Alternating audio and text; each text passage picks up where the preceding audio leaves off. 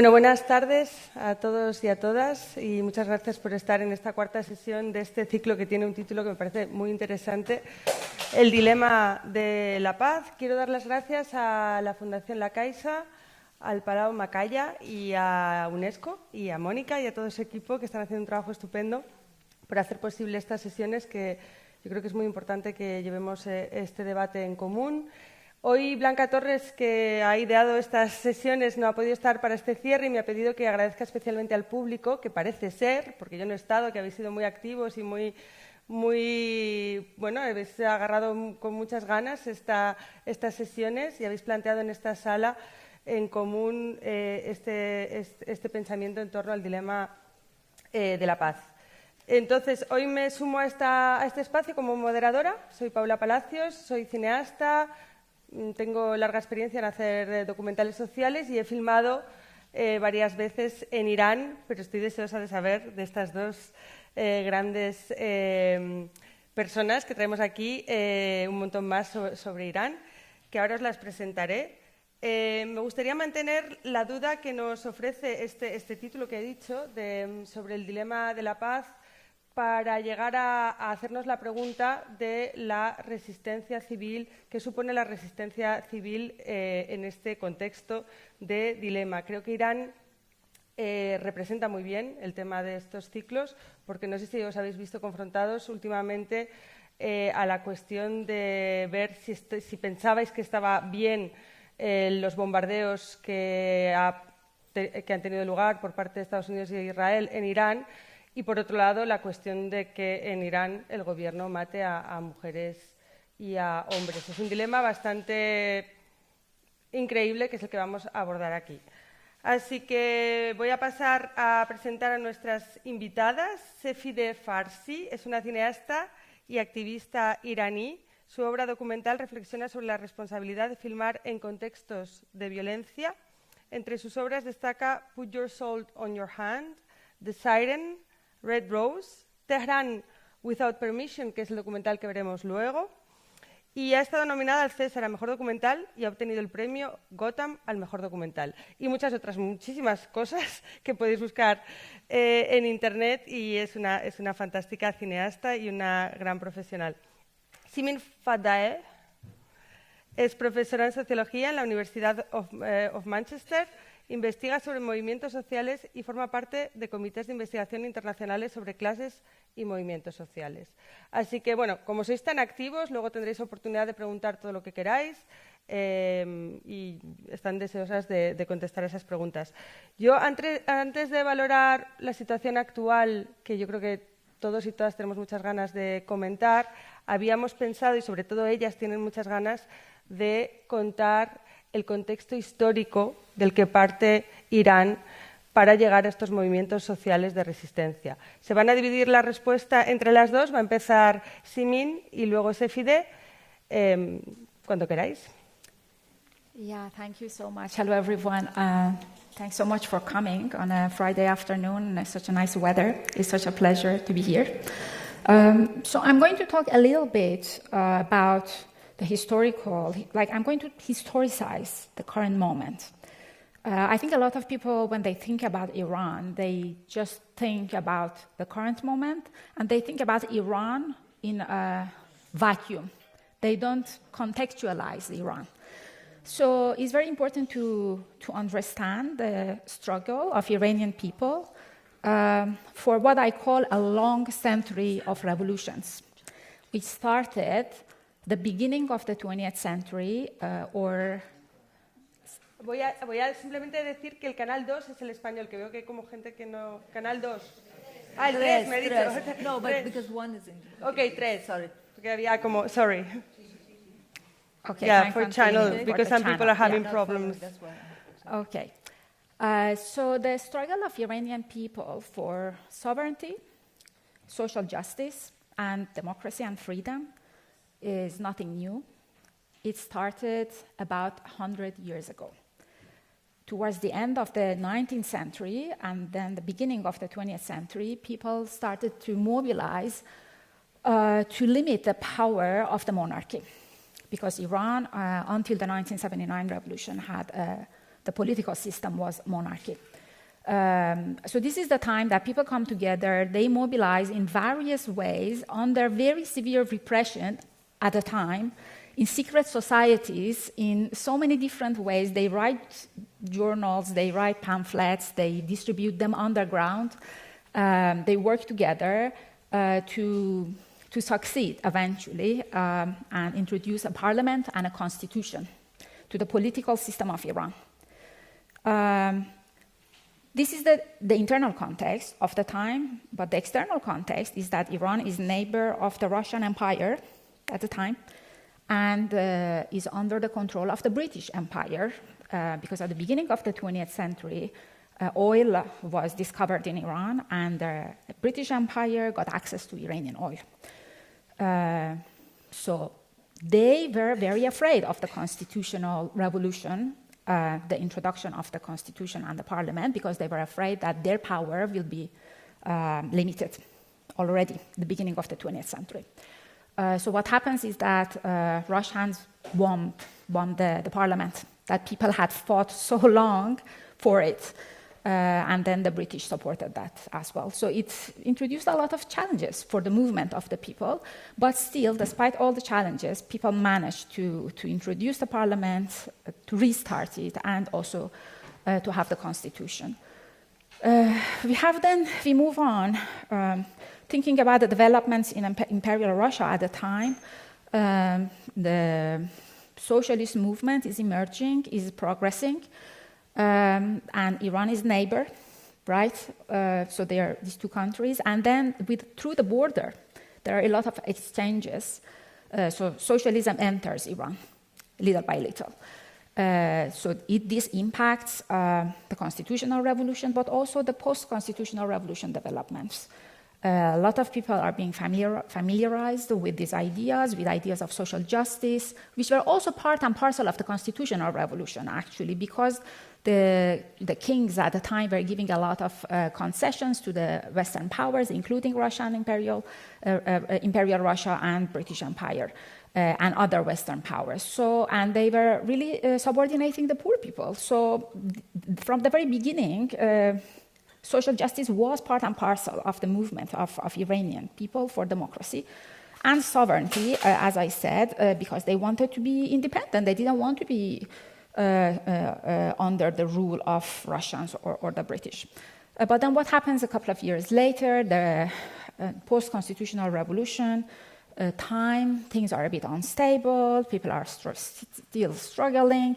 The British organize a coup to bring Reza Shah, the father of the last monarch of Iran, basically, who was overthrown in 1979, his father. So the British brought him to Iran, so through a coup. He stayed in power for a couple of years. At some point, they were not happy with him.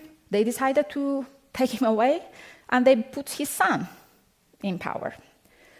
Okay, for a couple of years, Mohammad Reza Pahlavi, who was the king, who was overthrown in the 1979 revolution, he comes to power. For a couple of years, there is some freedom. A lot of people are organizing. Political parties are being established. Women who were also very, very active in the constitutional revolution start being even more active because these parties are being established. A lot of social groups are being organized, different campaigns. And one of the issues at the time was nationalization of Iranian oil. So a lot of people were working, many groups with many ideologies. They made a broad coalition to support this movement to nationalize Iranian oil. And they did. And the main champion or the leader of that movement was Mohammad Mossadegh, who was the democratically elected prime minister of Iran at the time. And what happens? Of course, the British don't like it because they're losing their power in Iran and their access to Iranian oil. Together with the Americans, who were emerging as the superpower, they organized the coup. In 1953, they overthrew Mohammad Mossadegh and their democratically elected government. And they brought back Mohammad Reza Pahlavi as the king of Iran. And of course, this was a really, really harsh time for Iranians who had worked so hard to get the oil nationalized, to organize in different spheres, to move it. So basically, the movement at the time went back for decades. Following the coup, very, very severe, serious repression started for decades. A lot of activists and political parties were banned. Many activists were imprisoned. Many were executed and killed. And this repression somehow led to is of course a very complex system. I don't have the time to, complex situation. I don't have the time to explain everything here, but this led to the 1979 revolution. So we have to understand these phases of Iranian struggle, which I call episodes. So the first episode of revolutionary episode was the one that led to the constitutional revolution. The second, we can say, was the episode that led to the 1979 revolution. And I think now we are in the third episode. We still don't know where it is going, but it's a revolutionary episode to me. The 1979 revolution was a broad-based revolution, including many different groups, many different ideologies, from socialism to communism to Islamism to nationalism to liberalism to so many other various ideologies and mindsets, and people from various groups, middle classes, workers, students, teachers, so many different groups participated. It was a broad-based movement for social justice, for democracy, and against imperialism, because in post-1953, US became the dominant superpower in Iran, was controlling everything. So these were the three main aspirations of the revolution. But in the Western media today, when we hear about that revolution, it is portrayed as an Islamic revolution. It's because the Islamists hijacked the revolution and eventually basically became the governors after the revolution. And Sepideh is going to tell you a little bit more about the post-revolution developments, but just wanted to end here by saying that the 1979 revolution was a very progressive movement that led to that revolution, and it had very progressive aspirations, which were social justice, democracy, and anti-imperialism, basically national sovereignty. And I hand over to Sepideh now. Yeah. Thank you. Buenas tardes. I take over too. I'm really glad to be here to present the film.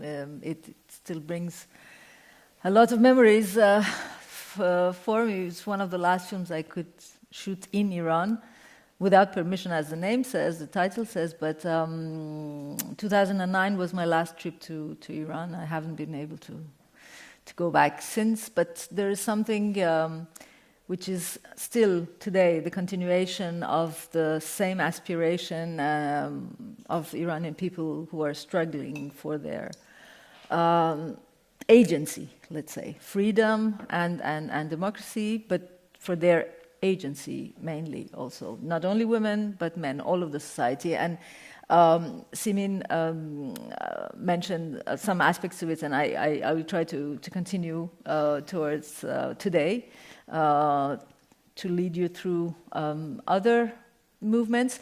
I just wanted to add something. I don't think that historians have, or there has been enough research on how the Shah, Mohammad Reza, the last monarch, was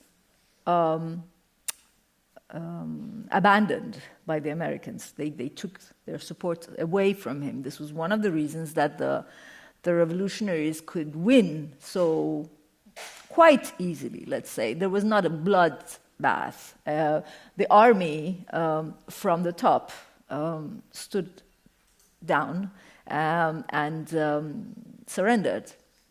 And this is still not exactly a mystery. We know what happened, but I mean, I don't think it has been mentioned enough. On one hand, he was sick. He was very ill, the Shah. He had a practically final phase stage cancer, brain tumor. They knew it. We Iranians, practically nobody knew it. It was held a secret, but Americans, French, they knew it. So this was one thing. And I mean, there is debate about this. I don't want to say that it was only that. I don't want to undermine the revolutionary dynamics that led to him being toppled. But the fact that they were... 79 is also the moment when the Soviets occupy Afghanistan. And so Americans were also very afraid that a kind of a socialist regime would take over afterwards in Iran. And this is, I think, one of the reasons that they kind of stood and favored or let the Islamists take over all of the other, spectrums that were taking part in that revolution. At some point, Khomeini rose as, the solution, as the guide, and it was supposed to be for the transition. And then there was, in fact, this political hijacking, which led to, from one dictatorship to something much worse even, that we're still going through and that people are still fighting to get rid of. But it has been, in fact, a very long struggle. So the revolution, Khomeini, Shah leaves on Jan 16th, 79. Shortly afterwards, Khomeini enters Iran from a long exile in Iraq and a passage through France by an Air France. That also is a mystery, why France had him or let him come in. In any case, he enters Iran. The victory is declared because the army surrenders.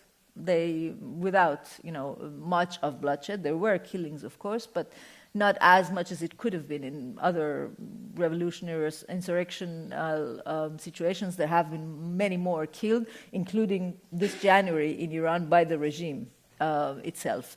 So it is a question that can be asked. Why did they not resist more? Why did they step down? This is an interesting question. And then in 8th of March 8th, 79, already women are on the streets of Tehran, many of them fighting against the mandatory veil, fighting for or asking for their freedom. So it practically 3 weeks after the 11th of February victory of the revolution, so declared, women are already out shouting that freedom is not Western, not Eastern, it is universal. And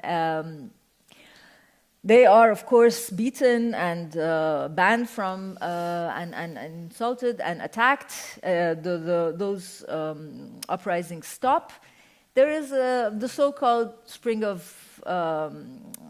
Freedom in Tehran for practically 1 year, let's say, during which period many other activists or everybody is coming out and talking, and they are being identified by the regime. And so after that period, practically from early spring 1980, in the meantime, the Iraq attacks Iran. So in September 1980, there is also the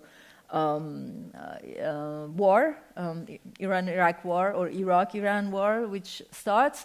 And the regime uses this situation to densify the repression and to intensify and the power, the monopole of power, political power. And in early 81,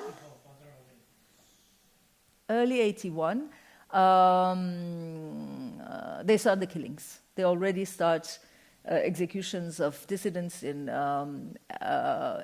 jails and massive arrests. And in June 81, there is this huge movement, which is one of the last episodes of open uprisings in Iran before it came back after many decades. Again, massive arrests and arrests continue and executions of. We do not have the exact figure of it, but one of the organizations that had declared armed struggle against the regime was the Mujahideen of People, who are still existing but are quite fanatical. But at that point they were very powerful, but it was a very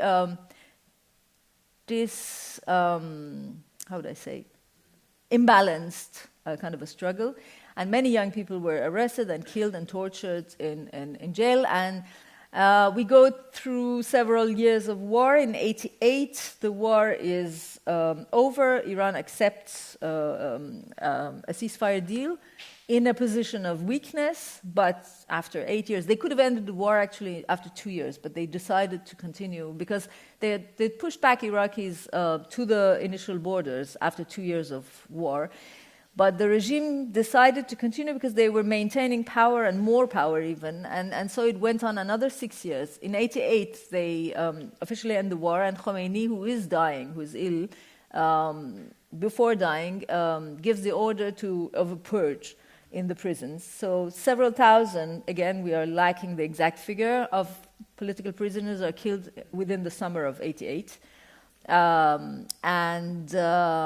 This is a huge blow to the struggle in Iran, of course, for democracy, because after that there is really a deep silence in the society. The civil society is totally traumatized, and it's very, very dangerous, heavily dangerous to do anything whatsoever.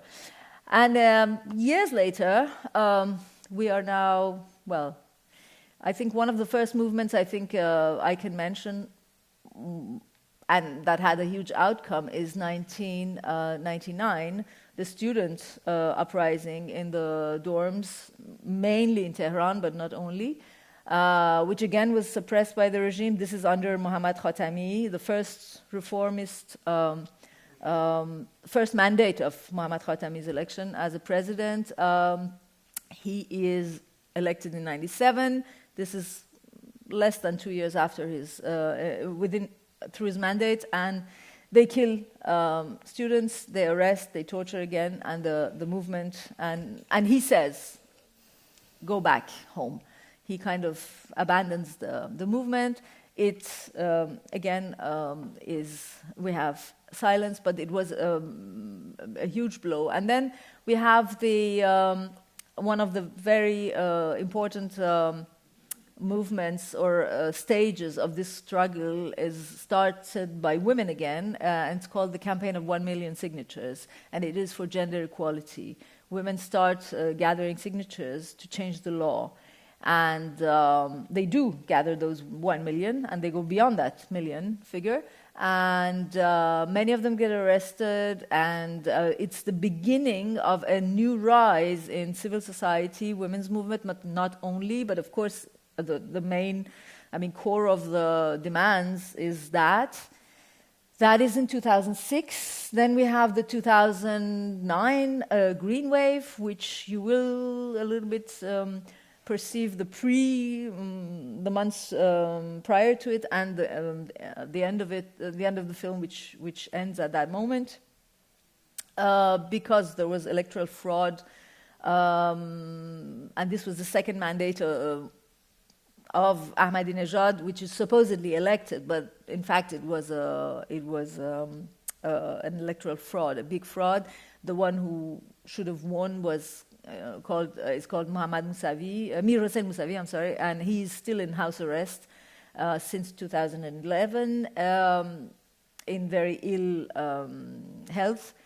And after 2009, again, we have other episodes. We have the 2017, 2019, and in each of the episodes of uprisings, in 2017 we have the movement of the Daughters of the Revolution Avenue.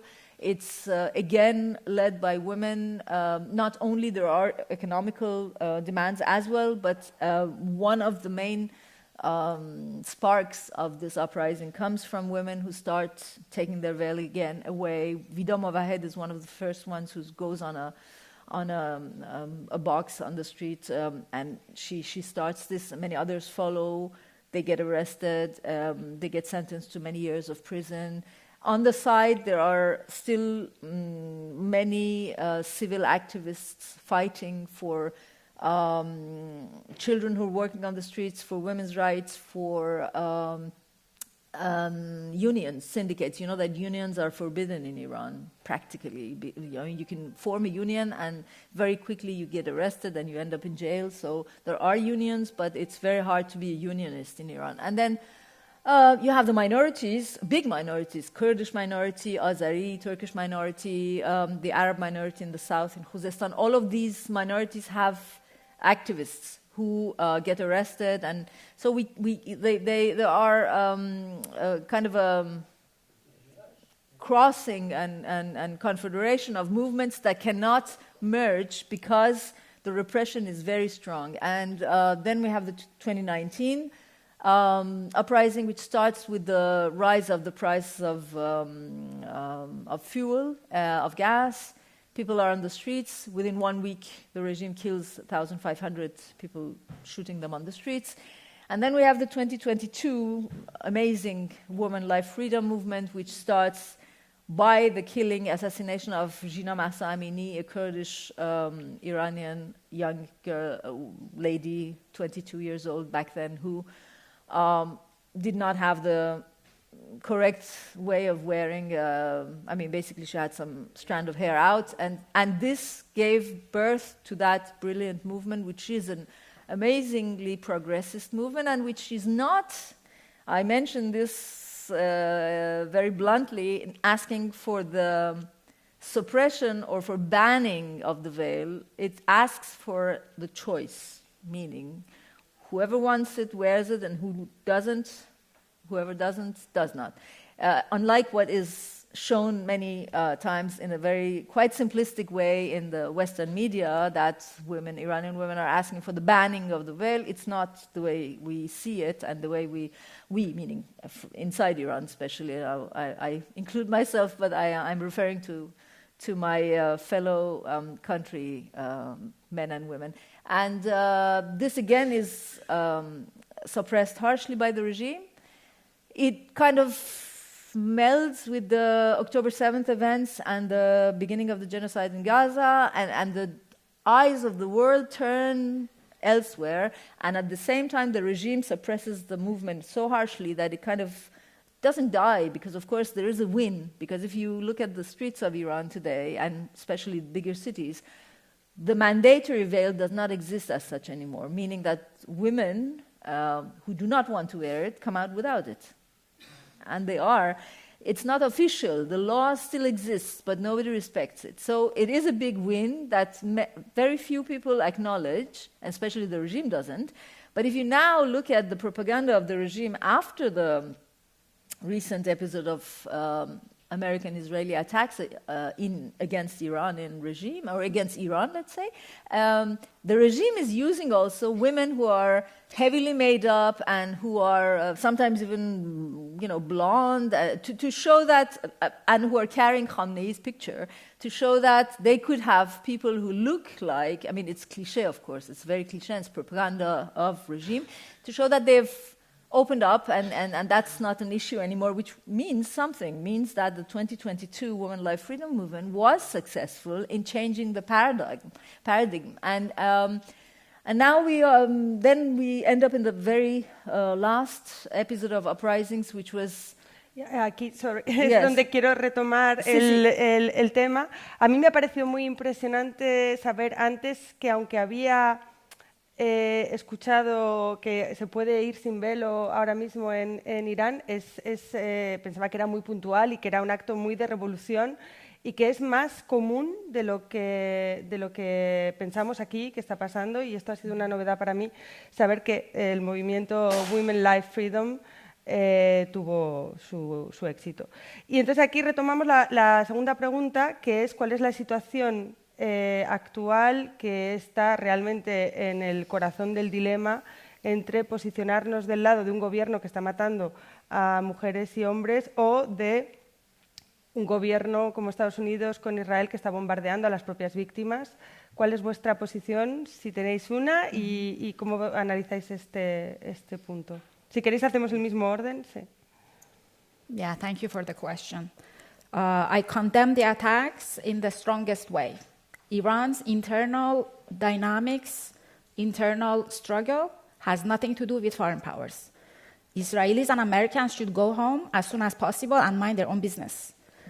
Iranian people have been fighting for justice, for democracy, and against imperialism, as I provided in my historical analysis of the situation. For more than 100 years, foreign powers are not going to bring liberation or democracy for Iranians. Iranians can achieve whatever they want themselves from within Iran. And it is so sad and heartbreaking for someone who follows the social movements inside Iran so closely that on the day that the bombs were thrown on the 28th of February, students had called for enormous action at the universities, and they were ready. They were already the days before that organizing. In the universities, it was just after the 40th, because in Shia Islam, we mourn the 40th day when someone has died. So 40 days later, people mourn. And those mournings of the mass killings of the January protesters actually were turned to sites of defiance and protest. A lot of women, mothers of the children, young people who were killed in the January protests, were reading poetries, were revolutionary poetries. They were leading protests in cemeteries. I mean, just imagine what a defiant site was created. At the universities, students were back. They were bringing signs of woman life freedom movement to show the continuation of the struggle, that struggle hasn't ended, that it is continuing. We still want more. We want more freedom for everybody, including women. We also want a better life, a life with dignity. And then we wake up on the 28th of February and we see that bombs are being thrown over people's heads and homes. And on that day, I'm pretty sure 170 school children, only in one school, were killed in south of Iran, in Minab. It's a very horrible situation. I personally was feeling really horrible already because of the genocide in Gaza. For 2.5 years, we have been seeing this live stream of genocide in front of our eyes. Children being killed, innocent human beings are being bombed, their homes being destroyed, hospitals, universities. And suddenly you wake up, of course, the June war, because Israel and US later attacked Iran in June 2025 as well, right? So that was the first shock. But this time it felt that basically they are really, is the mindset that started the genocide in Gaza is somehow bringing it to Iran. It's the same thing, by bombing schools, by bombing hospitals, by bombing residential areas, in the name of bringing liberation to Iranian people. As I said, I condemn this in the strongest way. Iranians have the power to change their situation, and they can, and they were doing it. And these bombings and this war has been a drawback to the struggle. It's very unfortunate. I have so much pain because so many innocent people have been killed, because so many innocent people have lost their homes, their livelihoods. They have worked for all their lives to have a home, and suddenly they don't have a home. Many people have been injured. Schools have been destroyed. Hospitals have been destroyed. But one very painful aspect is that the movement, people have made so many sacrifices to get to where they were. Now they have gone back because the repression has increased, because of course you're not going to mobilize and organize when you're being bombed. Now the issues are survival. The food prices have gone up so much. Inflation has gone up so much. There is shortage of medicine. People, of course, are not going to talk about other things. It's just at the moment the survival issues. But it's so beautiful. I mean, I think after seeing the film, we can talk about this, what has been happening. But people are actually trying to organize, trying to help each other in these very interesting, beautiful networks, to bring food to each other, to cook, to help the elderly in these moments. So it doesn't mean that they are only thinking about themselves when I say survival issues. It's a collective survival issue. And is a collective sorrow and collective struggle. But the struggle is now really about national sovereignty to me. It's like we have our internal problems and we were struggling, we were getting somewhere, and you are coming and basically stopping that, you know. So that's my position on it. And I really hope that it's very hard. Personally, it's also very hard because every day I wake up in the middle of the night, I can't really sleep, and I think most of my Iranian friends are like that. We just checking the news. Has the war started again? Has it ended? What is going to happen with the negotiations? What's happening with the ceasefire? We want the war to end. We want the war to end so that Iranian people can restart and, you know, continue what they were doing. Yes, I quite practically share the same point of view that Simin just exposed. To make it short, I condemned the recent attacks and also the last year attacks and this kind of foreign interventions very firmly and strongly. Not only because it takes away our agency as people, Iranian people's agency, they have to decide for their destiny, but also because it weakens the international law. These attacks are totally illegal. They are against international conventions. They are breaches of human rights, grave breaches of human rights. And I do not think that it's contradictory to be against these and to be against the Iranian regime, which is the so-called Islamic Republic of Iran, which is not Islamic nor republic. But it's not contradictory. And it's not contradictory to be against the regime and to be for the Palestinian cause and against the genocide in Gaza. I keep saying this because the propaganda, the dominant narrative in many medias, unfortunately, in the Western media, and in part of the Iranian diaspora, wants us to believe that we have to look up and ask them being the US and the Israel, to bomb us, to liberate us. And this is totally absurd because where on the earth have you ever seen a positive example of bombings that have liberated a country? Where? Look in the region and go back, and scout around and go back decades. And there has not been one single, the American intervention in Afghanistan, in Iraq, both wars in the Gulf, all have been disastrous. The French intervention in Libya, not that Gaddafi was a Democrat or a liberal, no, he was a dictator. Also Saddam Hussein was a dictator. But Iraqis say it themselves that they had a dictatorship, but with the American intervention, they ended up losing even the basic infrastructure and gained chaos. So, and on top of that, the American war in Iraq opened the door for the Islamic Republic's influence in Iraq, which was next to null before their intervention, but rose to something much stronger because they gained power there. So, in fact, regionally, all of these interventions, including the one in February and March this year against the country, but again, has strengthened the regime. Iranian regime, unfortunately, is much stronger now. The repression is stronger now. As she was mentioning, people, you cannot be under bombs and mobilize to do uprisings. And so I believe that it unfortunately stabilized the regime. The regime is weaker in certain aspects, but unfortunately on many other aspects it has become stronger, or has shown also that the analysis that the Western Western societies, and especially America, had from the capacities, the military capacities of the Iranian regime were wrong. They were proven to be wrong. Unfortunately, the analysis was not at all correct. So they did these attacks believing that after a few days the regime would fall, which was not at all the case.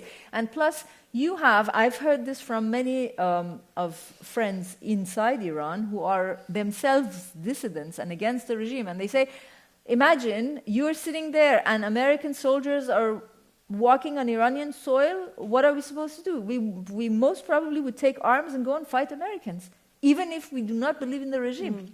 You see? I mean, then the nationalism, it is a very classical reaction, of course, that a foreign enemy kind of federates people around whoever is fighting the territory. I've heard this many years ago from Lebanese who were not even Muslims, or atheists or Christians. They were saying, we believe in Hezbollah because they are the only ones who are fighting against Israel when Israel is bombing Lebanon. It's unfortunate. It's so sad.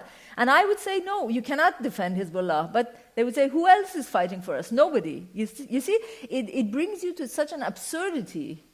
It is an absurd situation to put people in such a position that you do not even know where to take side, And the only marker that I have kept for myself, as she was saying, is that I believe in humanity. I do not believe that bombs will bring democracy or liberate. I believe in the dying international law, which is still there. It is kind of dying, but it still exists. And I think that we have to strengthen it and defend it.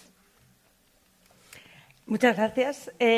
Vamos a pasar pronto a la película, pero sí me ha surgido una pregunta que me gustaría que respondierais cortita, pero cuando dices que no puedes dormir y que te levantas y que solo tienes para conectarte y ver las noticias, ¿en qué noticias? Porque ha mencionado también Sepideh, bueno, la pregunta es para ambas, pero que los medios occidentales son bastante simplistas a la hora de retratar la situación en Irán. Me gustaría saber vosotras qué medios utilizáis para informaros sobre la situación de Irán.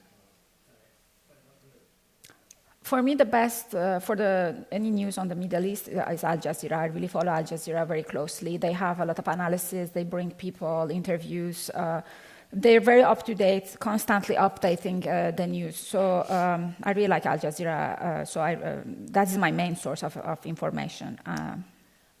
I do follow Al Jazeera as well, but not on the Iranian issues. Unfortunately, they're biased. Unfortunately, I'm very sad to say so, but they're not biased. They are biased. I'm sorry, because there is this axis of resistance. The regime is not criticized. I mean, all the women life freedom movement during all those months, Al Jazeera was very partial about the movement. So for many other countries, and generally I do follow, but.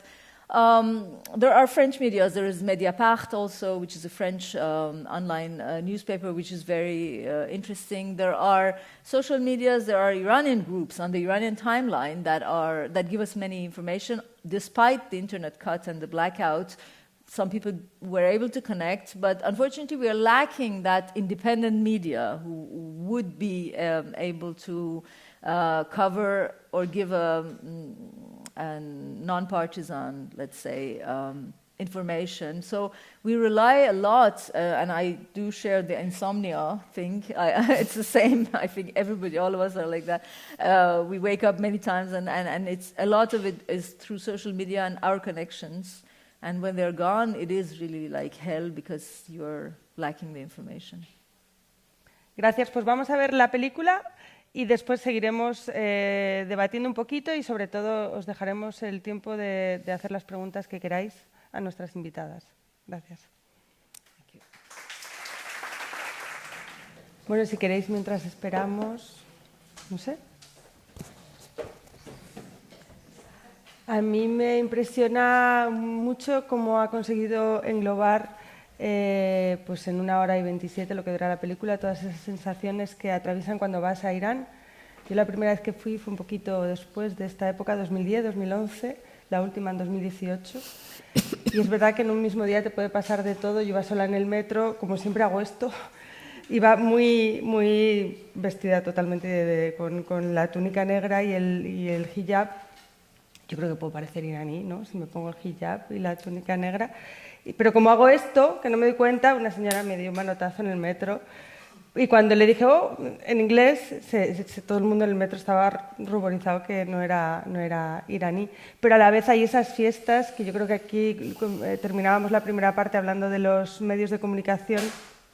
Yo creo que aquí en Europa sabemos menos de ese aspecto que tienen los iraníes tan bueno, es que en las casas por dentro hacen vida normal, van con sus minifaldas, van con sus maquillajes, peinados, hay alcohol cuando pueden conseguirlo, quiero decir, se divierten.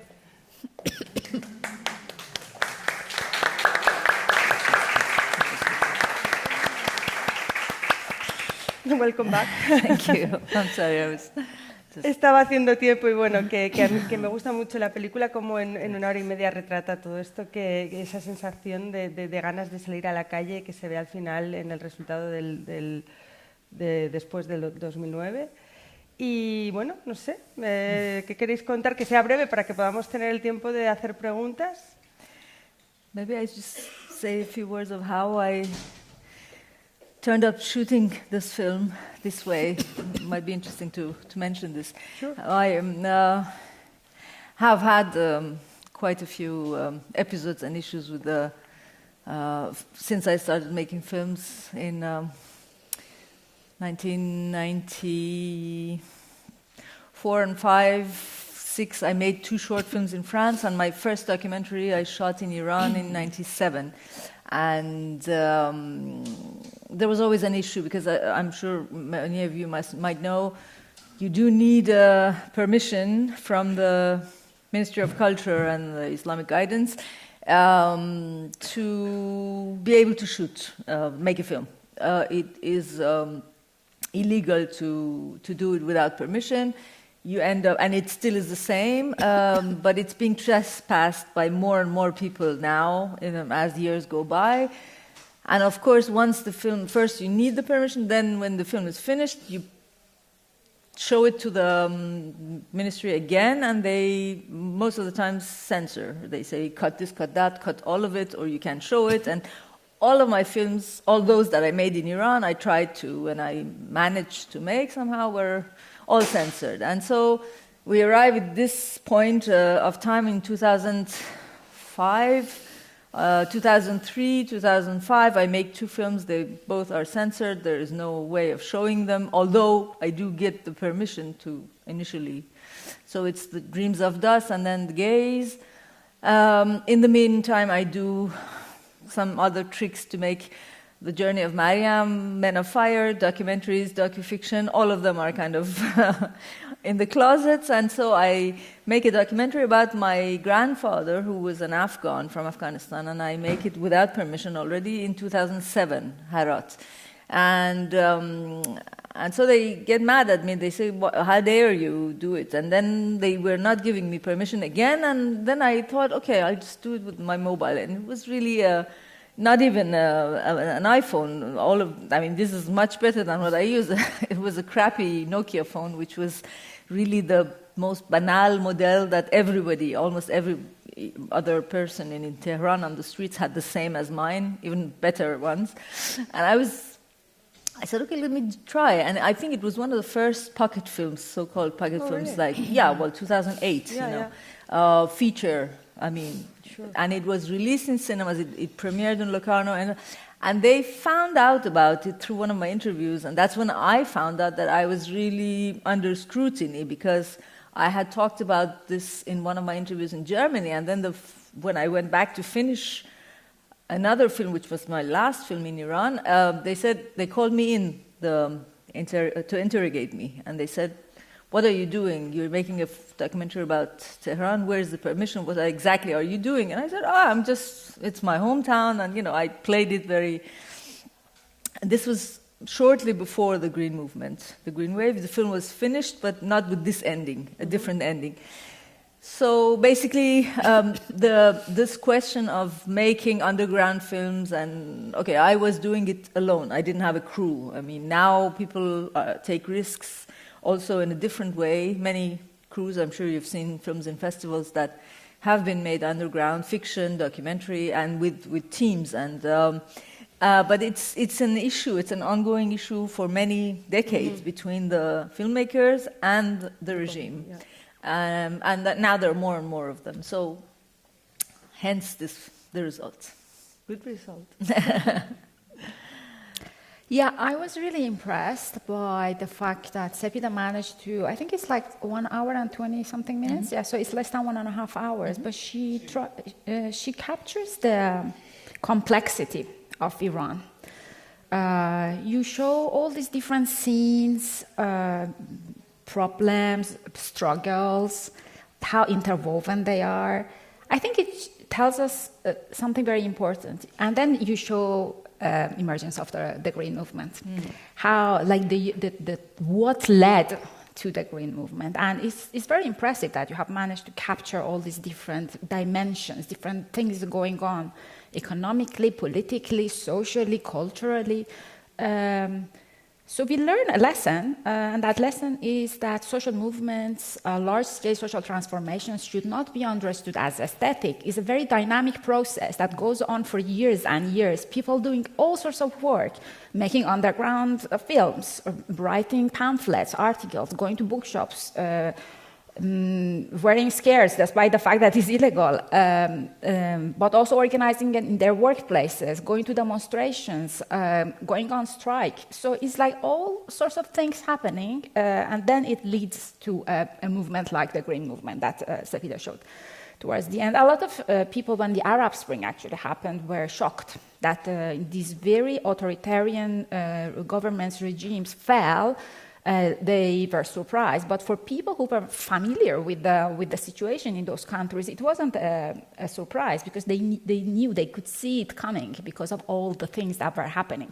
So it's very important to think about social movements, transformations in these ways, that every single act, that every single thing we do, people do around us, is actually contributing to that social the process of social change. Mm-hmm. This is the first thing I wanted to say. And the second thing, which builds on this, but I mean, this film was made 18 years ago, right? Today, if you go to Tehran, you see a completely different Tehran. It just looks very different. It's much more colorful. Why is it so colorful? It's because all women are without headscarf and they are wearing colorful clothes. Mm-hmm. Many, many more women out without hijab. Some are with hijab, they choose to have it. We see a lot of concerts in very interesting places. It reminds me of Berlin. I used to live in Berlin for many years, and some of the images I see, I'm like, wow, is this Tehran or is it Berlin? I couldn't see. It's so interesting. All sorts of music.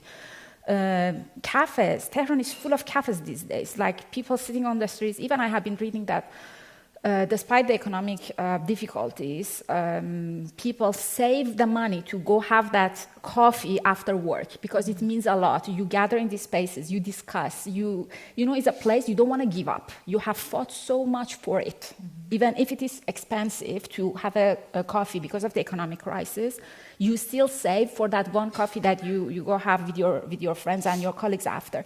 So to me, this is very interesting to think about, like 18 years ago, this was Tehran, and today Tehran is a very different place. Just a couple of days ago, actually, in the Museum for Contemporary Art, there was a concert by women, all women, performing like music from south of Iran without headscarf, playing, singing.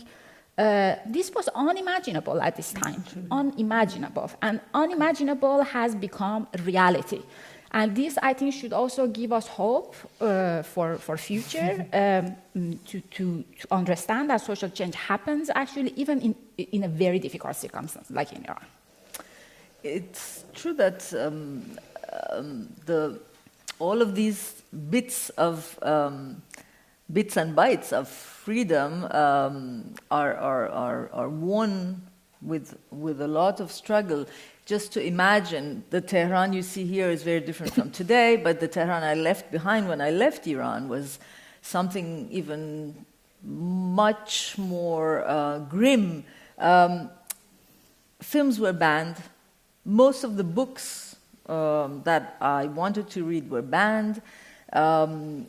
Just having music cassettes, when I was a teenager and until I left, I was jailed at the age of 16, and then I couldn't go back to school, high school, and then at the age of 18 and a half, I finally was able to leave the country. But during all my teen years, reading books, having music cassettes, not even, hard rock or anything, just even classical Iranian music was banned. So buying that was already something. I would go to book stores, and there were the books, and then the guy knew that I was listening to that, and he would say, "Have you seen this cassette?" And he would show me a cassette, and I would say, "Oh!" And then you would buy it, and then sometimes I didn't have money, so I'd borrow cassettes and erase my old cassettes to record. I had a double recorder. I mean, all sorts of things to overcome to open the lid, to breathe a little bit. All the films are like. In this film, you see a scene where there's a teaser of the James Bond film, which was censored, but still shown in Tehran. Back then, in the 80s, early 80s, that was unimaginable. No American film would be shown, any other film. You had a few perhaps the Bicycle Thief of Desica, or some Walt Disney, like Cinderella would be shown, things like that. But that seemed inoffensive to the regime, but practically nothing else. So we grew up, my generation, in a scarce cultural scarcity. And there was the so-called Cultural Revolution, which lasted for 3 years, at least 3 years. The universities were totally closed from 80 to 83. And purged. Many people were kicked out from the universities, students and professors. So this is already, the Tehran you saw was already a much opener one than what I left behind. And now it's even, despite the war, despite the repression, despite all of these things, people are still resisting. And that's very amazing. So we open now the floor. Yes. like Tehran was open. Turno de preguntas. No hay micro, ¿no? Ah, sí. Vale. Primero, quería felicitar por el excelente documental que nos ha trasladado a los que no sabíamos dentro de una parte de la realidad importante de Irán. Pero aquí se me ha producido una sorpresa y es, nos hace falta, yo como occidental, saber qué porcentaje de población iraní es musulmana y qué porcentaje de esta población musulmana es musulmana radical.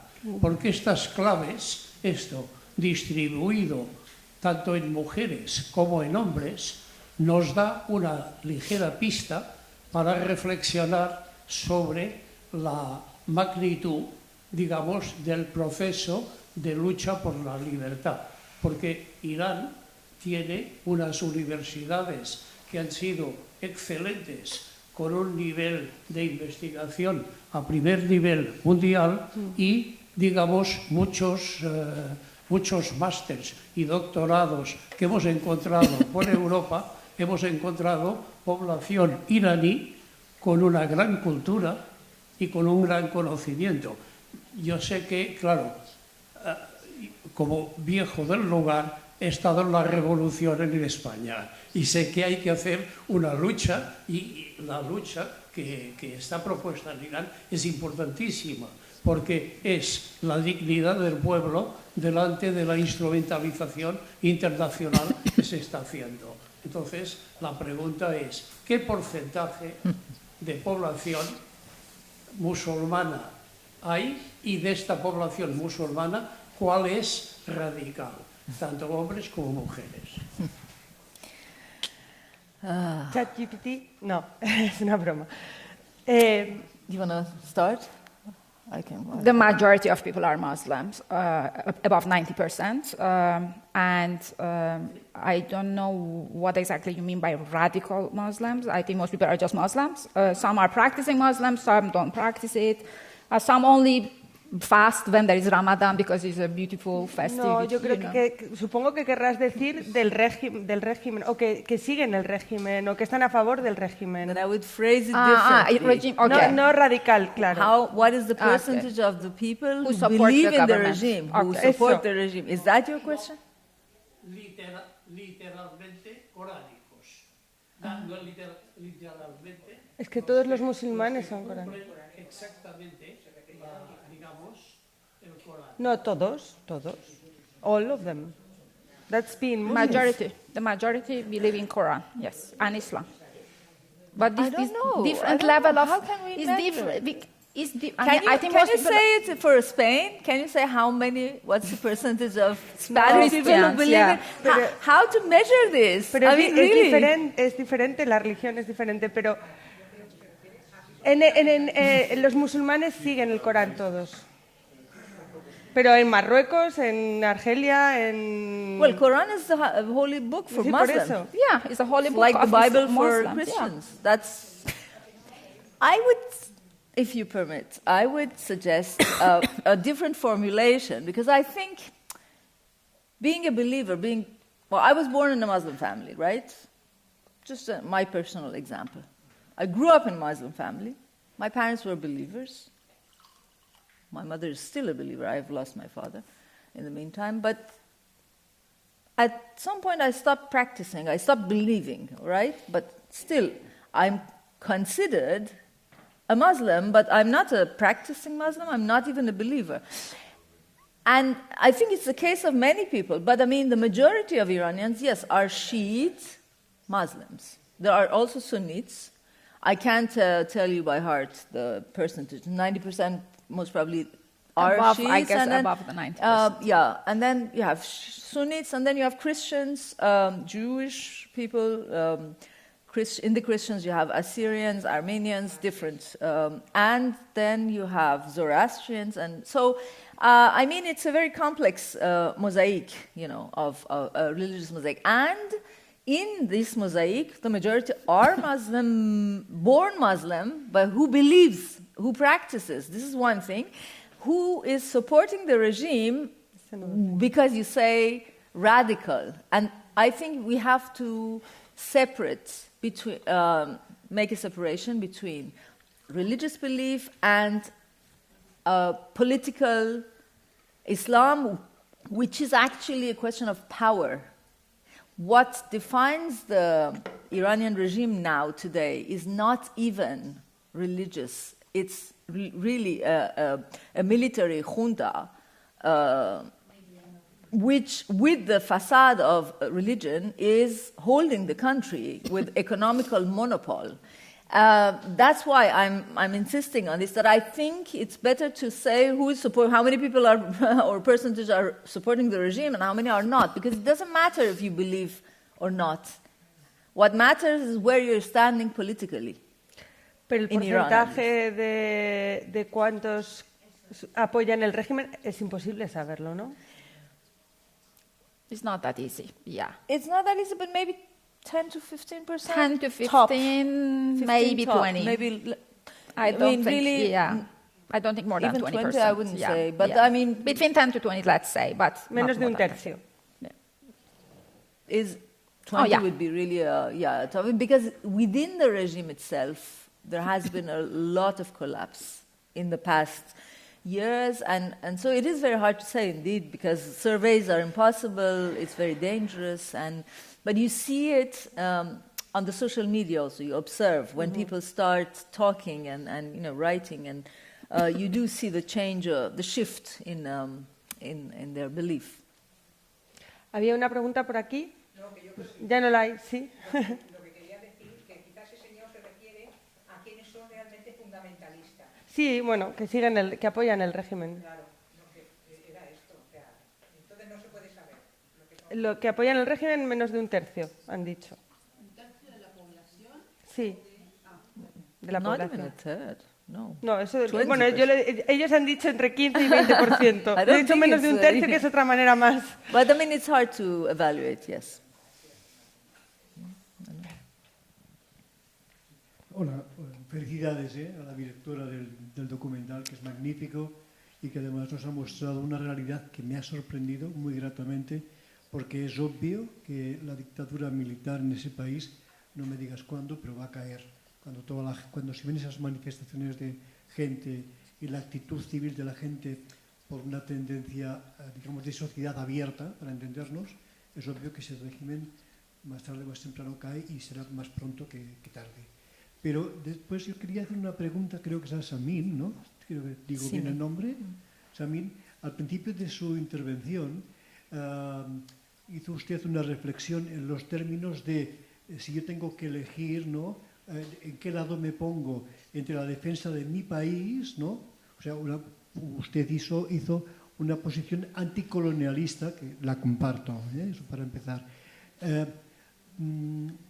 ¿Cree usted o creen ustedes dos, por la información que tienen, ¿no? de su país, que pueda ser puede ser que ese sentimiento que está detrás de la defensa del país sea tan importante que haya llegado, por decirlo así, a las orejas de Washington, y eso es lo que les ha realmente parado para no invadir Irán o no bombardearlo masivamente?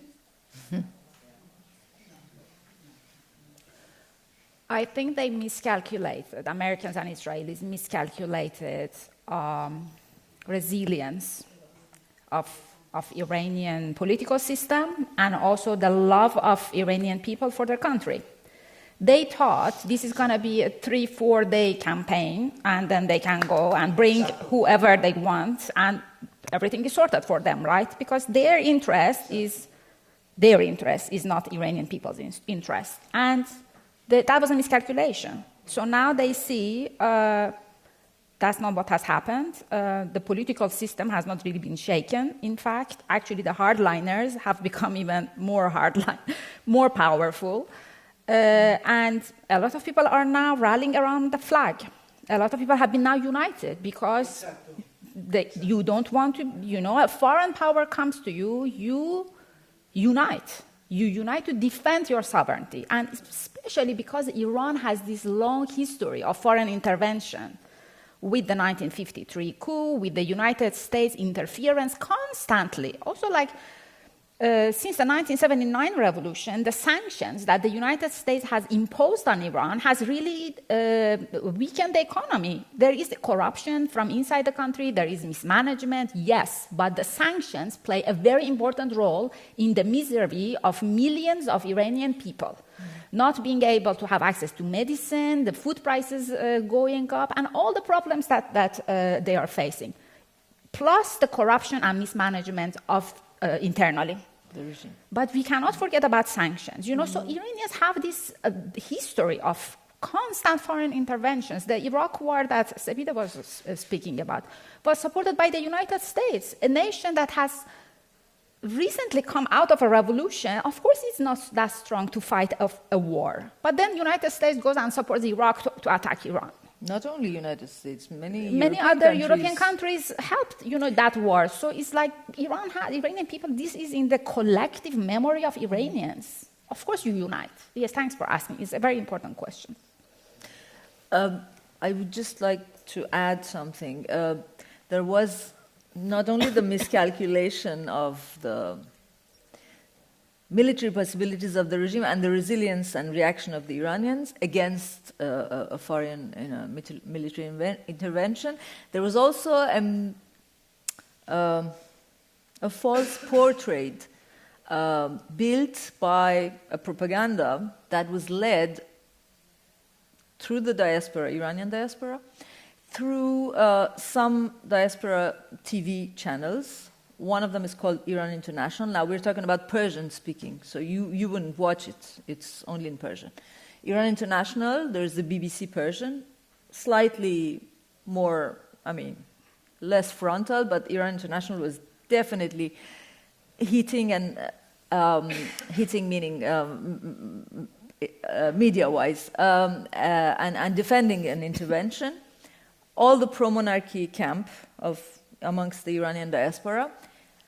And they were building an image as though all Iranians wanted to be bombed, which was not true at all. But because the regime did that massacre, because there was a call to come out, the uprising had started on December 28th of 2025. Within a few days, the bazaar was closed. This was the first time, and it was a very serious challenge for the regime because the bazaar of Tehran is really the heart of the economy.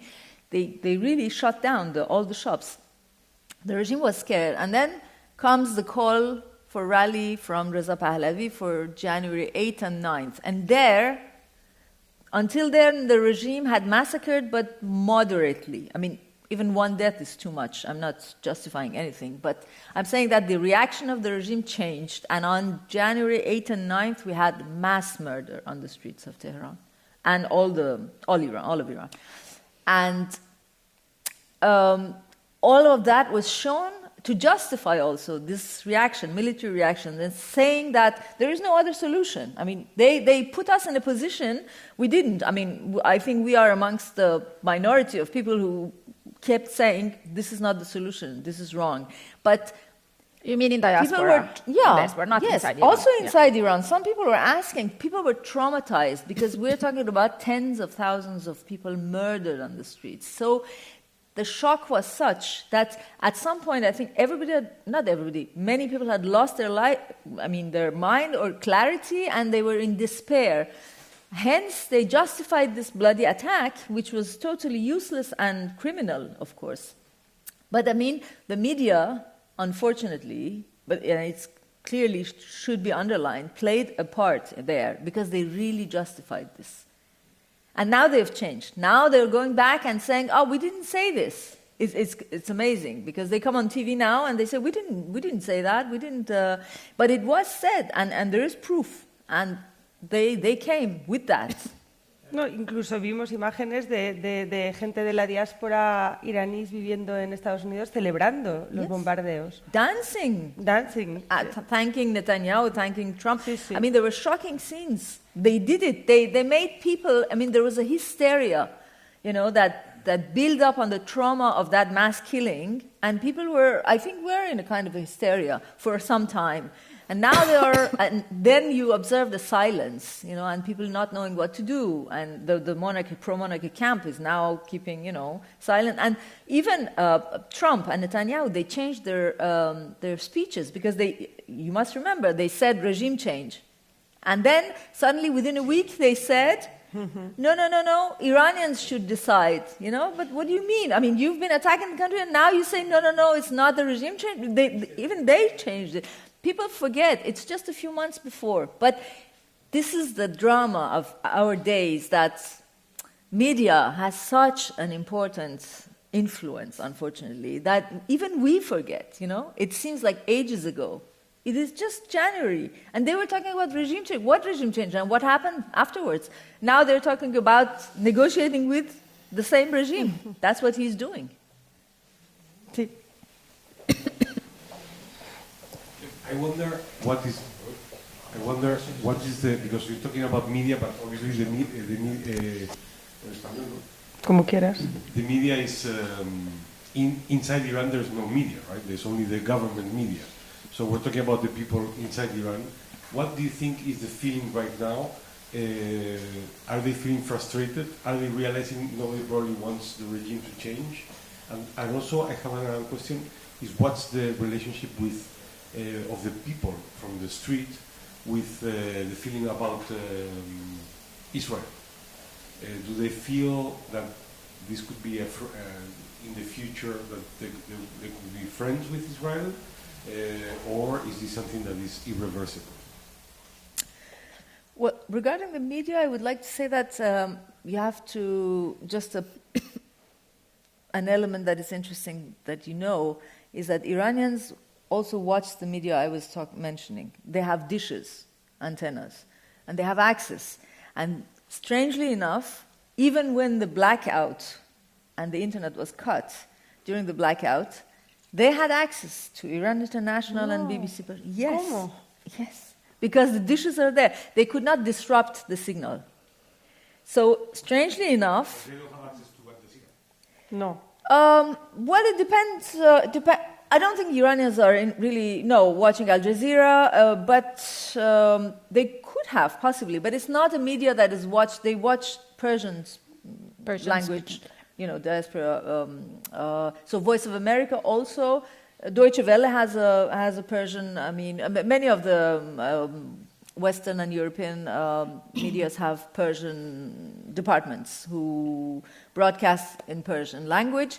The ones which were very politically sided was this Iran International, which was started with Saudi Arabian money, and I think it was bought by Israeli money later on, which explains also the siding, the political siding.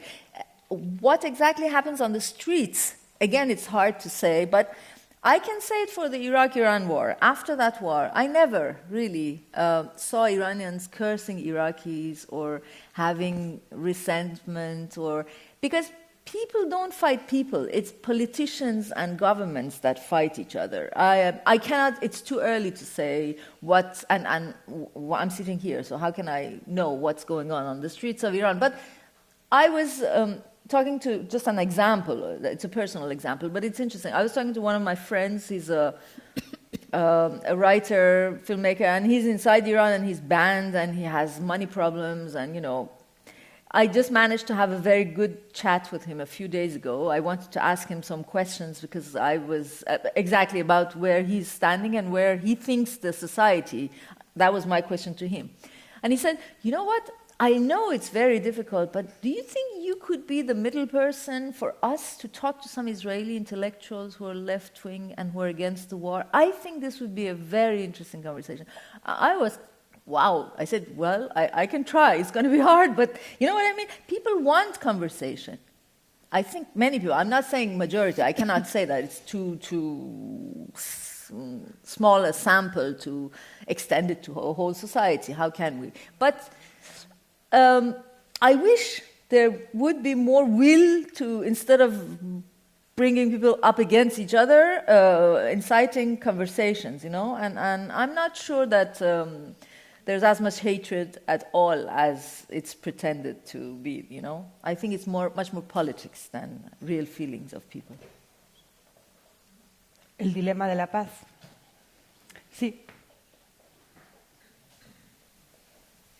Hola, yo quería saber cómo de organizada está la oposición o resistencia en Irán.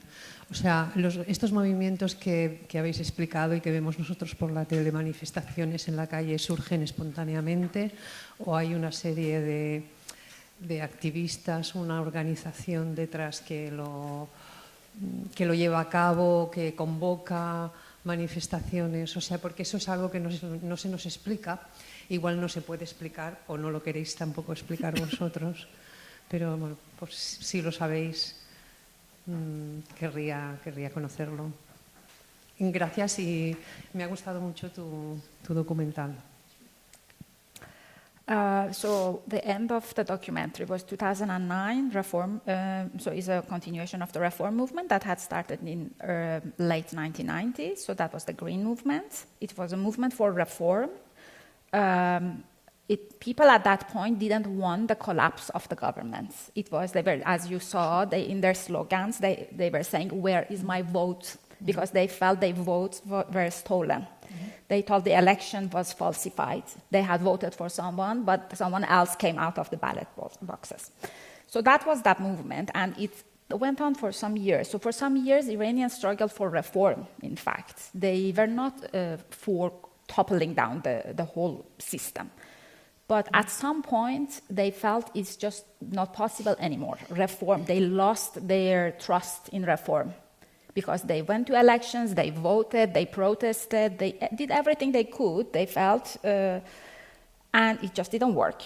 So the movement then inside Iran became more revolutionary. It means it became more for the very substantial social, economic, political transformation. And for me, the very important turning point was the woman life freedom movement. That movement brought so many different movements, workers' movements, movements of retirees for better conditions, nurses were protesting, teachers have been protesting for years, students have been protesting, women, environmental activists. Yes, there are organizations, there are groups, people have been protesting, have been organizing, mobilizing. Woman Life Freedom movement brought all of this together, and it just really created this very overarching umbrella where people were all saying, yes, woman, yes, life, yes, freedom. And women became the leader of that movement. But they didn't just come out of nowhere. Women have been leaders for years and years in these organizations, in these groups, in civil society sphere, in various, in arts spaces. But that movement brought everything up and together.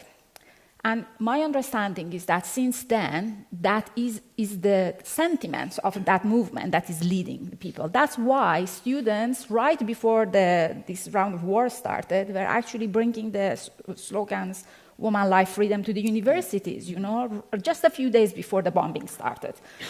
And for me, that movement is partly about women, because women were leading it. It's amazing, beautiful. A lot of people felt that their women's oppression is also their oppression. Somehow, women's oppression brought together so many different kinds of oppression, economic oppressions, ethnic oppression. People who were living in peripheral areas, not only center, in not only Tehran, Shiraz, big cities, like small villages, they felt they are being represented with that movement and with that slogan. It's life. Life is about, for me, it has a lot of economic components.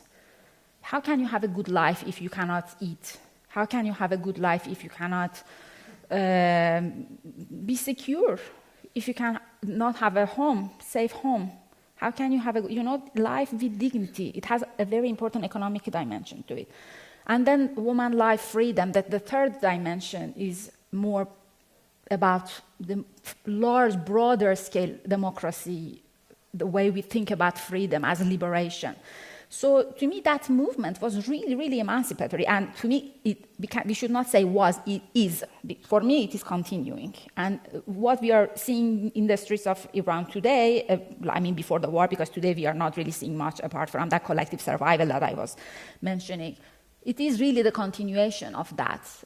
But that movement didn't emerge out of nowhere. It emerged because there have been organizations, because there have been strikes, because there have been protests, because there have been these little spaces that people sit together and discuss. People write and share with each other. People make films and share with each other. So it's years and years of struggle that culminated to that movement and is continuing now. Pero a nivel político, ha mencionado antes Sepideh... Prior to this movement, I just heard this, and I think I do believe in the culmination that you said, that things build, but after the Green Wave, there was another mandate of Ahmadinejad, and then there were two mandates of another so-called reformist, Rouhani, who was, again, a disaster. And then there was a hardliner, not that there's much difference, but still there are some differences. And there was Raisi. Raisi was really backed by Khamenei. He was the president who, you might remember, died in a helicopter accident, killed or died.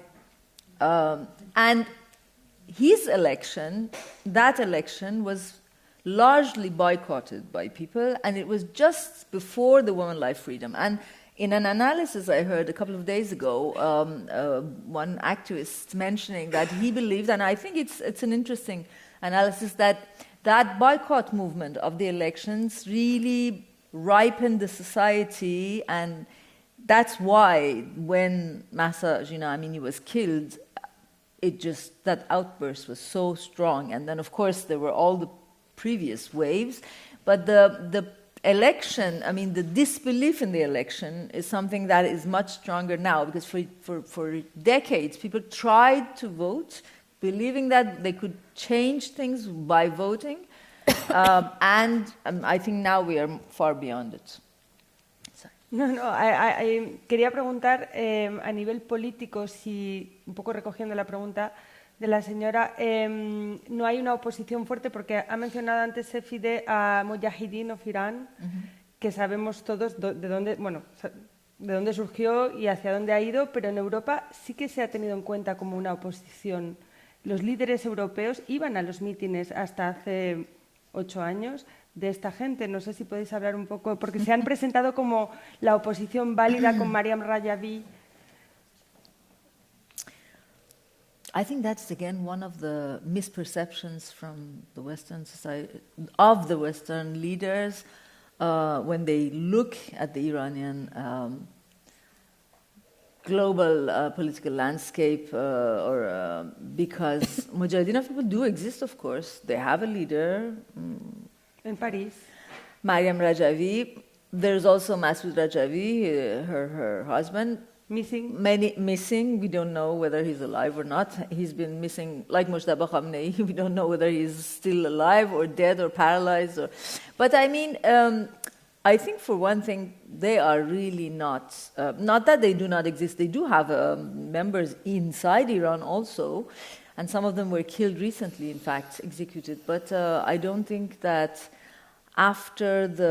with their historical record, that people believe in them at all. One very important factor is that during the Iraq-Iran war, they sided with Saddam Hussein. And they went with the Iraqi soldiers and army attacking the Iranians. And this is something people never forgave them. So I would say it's very unfortunate for all those leaders. Yes, I do see them sometimes. They lobby. They have a very strong lobby. They have a lot of money that they got from Americans during those years of war. Now their big base is not in Iraq anymore. It's in Albania. But I would say that they do not have people's hearts at all in Iran. Okay. I don't know if I agree. I think the problem with most Western leaders is that they don't want to understand the internal dynamics of the struggle inside Iran. It is in their benefit to impose their own alternatives to the Iranian people. That's why they support Mujahideen. That's why they support monarchists. It's just so horrible. People inside Iran are paying so much, making so much sacrifices to make a better life for themselves, to improve the situation of their own country. And then from outside, these leaders are trying to make up leaders for them, to give them so much money and resources. During the January, I was really shocked. I shouldn't have been shocked, but I was shocked because I was really emotional about what was happening inside Iran. But 2 editors of a British outlet, I live in the UK, so they contacted me separately and asked me to write about Reza Pahlavi. And I'm like, I'm not going to write about Reza Pahlavi. Reza Pahlavi has nothing to do with what is happening inside Iran. He has no support, very little, I can't say zero support, to be honest, very small support. But I can write about the struggle inside Iran, and they didn't respond because they didn't want that. Yeah. That is the reality. That is the reality. Vale, creo que vamos poco a poco cerrando, ¿no? Última pregunta. O 2, vale, 2. Venga, pues 2. Adelante. Okay. There was many points coming out, and I had different questions, but since this is the last 2, I just want to ask one question. Because we are living in 2026, and with the emerging technology and also the power of AI, like literally the control that technology is putting on a society, that literally you can say something today and tomorrow everybody, like those who have power, those who have the connection, they can understand what you're saying.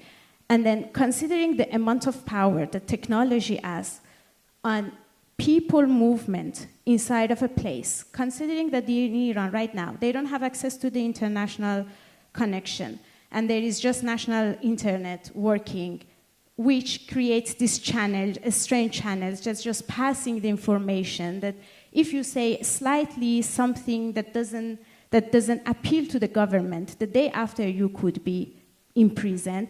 And you mentioned the concert of few days ago, no? I'm going to mention the many executions that is happening every morning. 2 days ago, a woman got sentenced to be executed just because he posted a video in her Instagram talking about women who are going to salon and they are doing their haircut, and she got sentenced to be dead. there are many concerts, but why I don't consider them as a propaganda for the Islamic Republic to use them as an image to show the Westerners to say, look, we don't have problem with these things that you think we have problem. We have moved on from those things. Why we are not talking about those things? And also, another thing that I wanted to mention is that considering the huge amount of, this event was about the movement in Iran, right? And how much through 47 years, Iranian, they've been actively protesting first for some reforms, didn't happen, and now they want fundamental changes. Yet, the only thing that they received was death and bullet.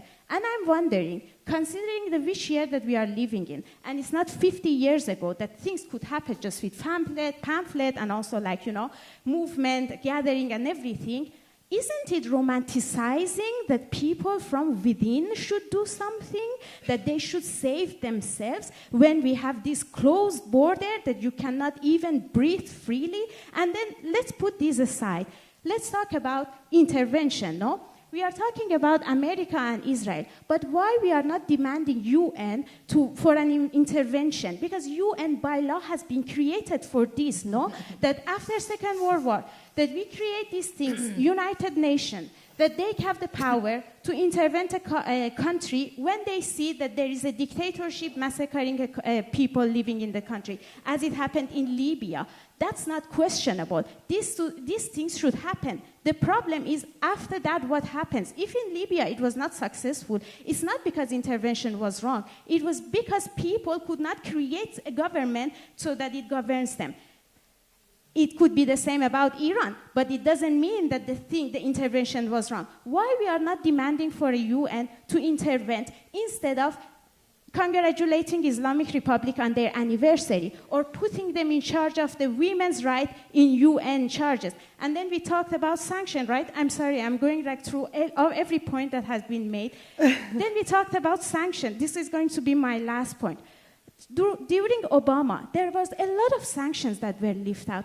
What did it lead to? Wasn't it that Islamic Republic got more powerful to charge the proxies that has throughout the whole region? Wasn't it that the resistance axis in the region just got more powerful with more money that Obama released to Islamic Republic?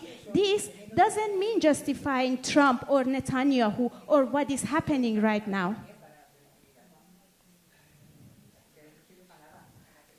It just means, as a person who grew up under the dictatorship, as a child who had to go to school every morning to say, "Death to America," I'm pointing out my finger to a country that for 47 years, its foreign policy was to get to exactly this moment of having this war. This was their dream.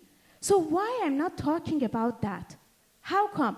And then the last point, and it's finished. In January, the one that in the television, BBC, International, they were disconnected. I was there with my family. There was no news channel. They were all parasites all around. This was for my building. I don't generalize it. I don't know where other people, how they had in connection to the news channels or whatsoever. But in the streets that I was living, nobody had access to these news channels.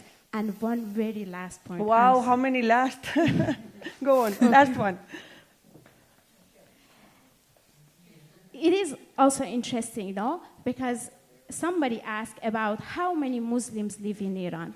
Considering that we are living on a dictatorship and the fact that there was never a survey asking people if you are a Muslim or not, because if you are not, then you're getting executed, it is easy to say more than 90 people in Iran are Muslim, regardless of considering the context.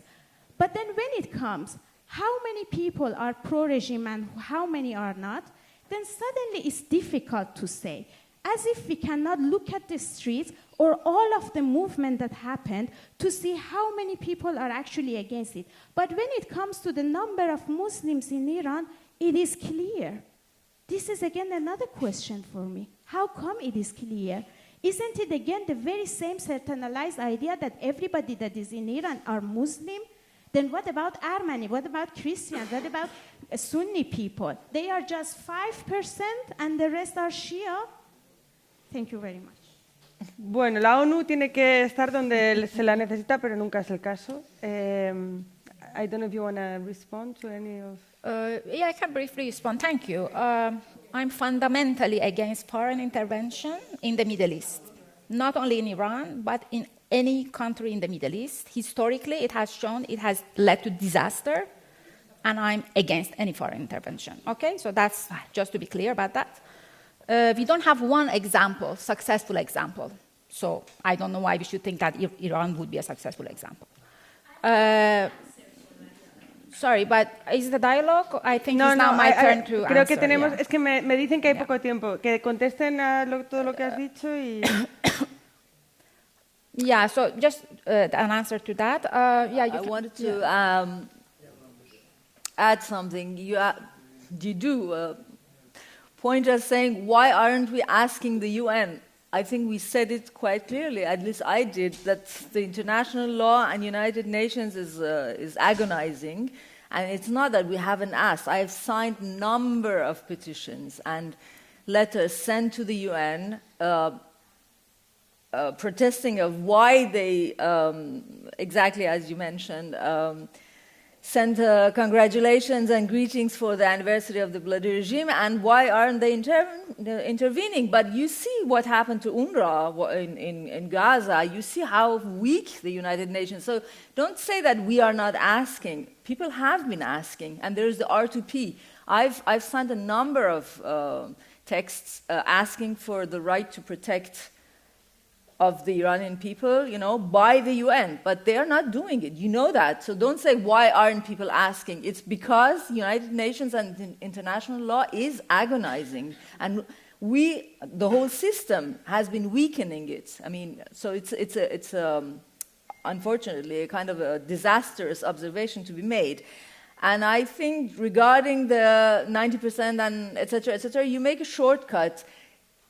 We're talking about really, and I did tell this gentleman who asked this, is it possible or is it easy to evaluate the number of Catholics and Christians? Now, we're talking about the historical basis of Shiism, and again, people who are born in families who are traditionally Shiites, Sunnis, Christians. I did mention myself, so don't say that, we don't, it's not that we're trying to make the number of Shiites greater and the number of the other religions. And again, when we answered, I remember clearly that I also answered that it's very hard because surveys are dangerous in Iran, so you do not know who is a believer, who is not. So please don't make shortcuts. It's not easy, to answer to all these questions, and it's not nice to close the whole conversation making shortcuts. Por eso vamos a hacer la última pregunta que había por ahí. ¿Ya no la hay?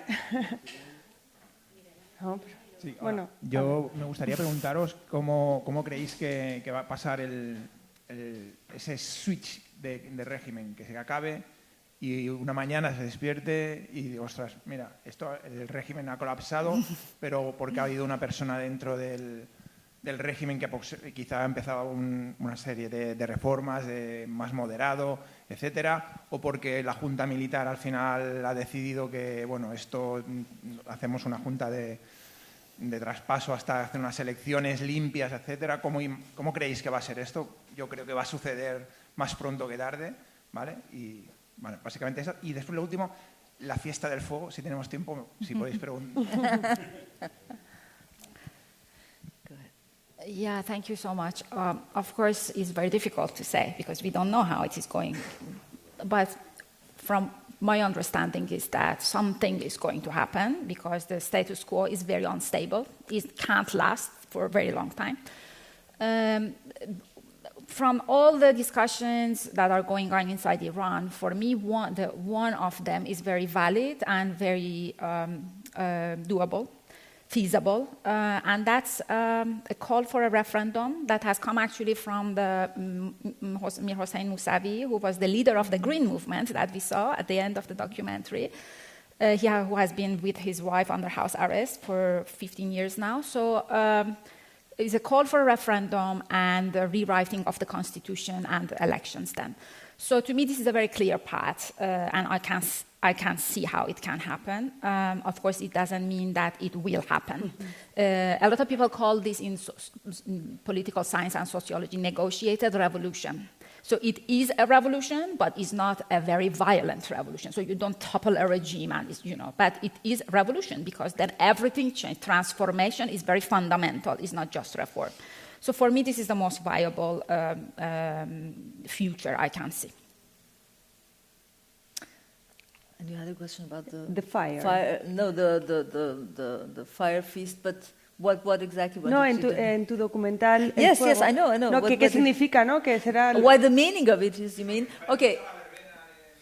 The celebration. It comes from a Zoroastrian tradition. And it's one of the most celebrated moments by all the Iranians, inside and also outside. It's the last Tuesday of the year, and it's called Charshambazir because it's the Tuesday preceding the Wednesday, so it's called Wednesday fire. And people, initially there were no fireworks, it was just bonfires, and people would jump over them and make wishes of what you usually say is, I give you my yellow color and I take your red color. I mean, this is, and then there are many other things, side, traditions. People distribute pastries and nuts. Children go and knock on the doors and get, like what happens in the Halloween, something similar to that. But there are many other, and it's one of the things that the regime has been trying from the beginning to ban, and people have not given in, of course, and every year it gets wilder and wilder. And it's just a few days before the 21st of March, so it depends which day it is in the calendar, because March 21st is the first year of the Iranian calendar, solar calendar, and it's our new year, which is called Nowruz, which means new day. Pues con el San Miércoles vamos a terminar con una festividad bonita. Gracias. Gracias a ustedes.